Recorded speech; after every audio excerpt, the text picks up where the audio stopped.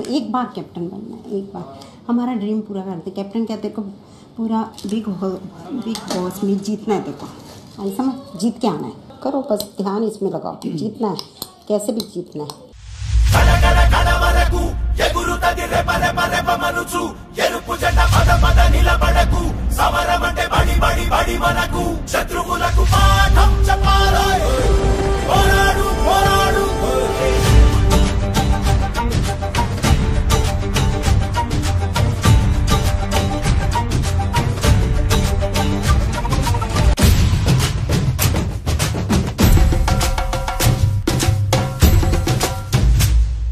నేను ఖచ్చితంగా కెప్టెన్ అవ్వాలి అని ఆడుతున్నాను.